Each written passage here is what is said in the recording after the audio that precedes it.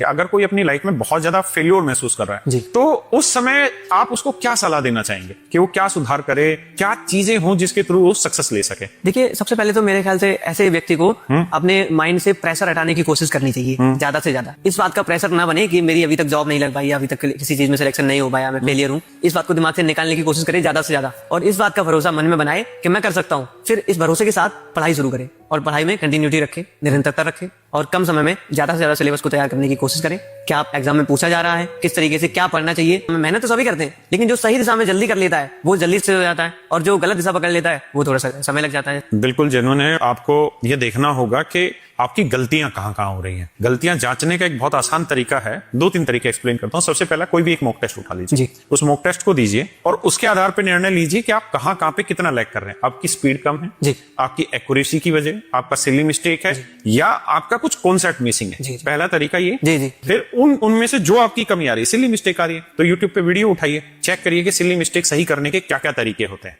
उन तरीकों को एक बार फॉलो करिए ताकि वो सुधार हो। सबसे पहली चीज है कमी ढूंढना, उसमें सुधार करना। दूसरा, आप किसी भी अपने दोस्त को पकड़िए, जैसे यही आपका दोस्त है, इस दोस्त को पकड़िए और 10 सवाल लेके इसके साथ बैठिए, और फिर ये देखिए कंपैरिजन करके कि ये किसी सवाल को कितनी देर में समझ पाता है। 2 चीजें हैं, समझना अलग चीज है, समझाना अलग चीज है। मैथ की अगर हम बात करें ना, तो मैथ में मुझे लगता है जो मुश्किल है वो केवल समझ है। अगर हम उसकी लैंग्वेज समझ गए, वो कहना क्या चाह रहा है, उसकी मीनिंग को समझ गए, उसका तो बेसिक कैलकुलेशन है, और उस कैलकुलेशन को ब्रेक करने के हजारों तरीके। क्या मतलब आपका लक्ष्य पता चल गया, फिर आप रास्ते किसी से भी चले जाओ। तो जरूरी है कि हम ये कंपैरिजन कर पाए कि ये किसी क्वेश्चन की लैंग्वेज को 10 सेकंड में समझ गया, और वर्बली इसने बता दिया कि इसको ऐसे करेंगे, फिर इसको ऐसे करेंगे, फिर ऐसे करेंगे। कैलकुलेशन मतलब आपकी प्रैक्टिस का सेंस है। अब आपने उस सवाल को समझने में 20 सेकंड लगा दिए कि 20 सेकंड बाद आप ये बता पाए कि ये सवाल ये कह रहा है और इसमें ये चीजें होंगी। एक बच्चे ने 15 सेकंड में बता दिया। तो मतलब आपकी जो स्पीड की वजह है ना लॉस होने की, वो मल्टीपल हो सकती है, लेकिन एक वजह ये भी है कि आपकी समझने की चीजें कम। तो स्पीड को कैसे इंक्रीज करें? आप जब भी ऐसे सवाल आए उसे 3-3, 4-4 बार पढ़ें और लगातार ये काम करते चले जाएं।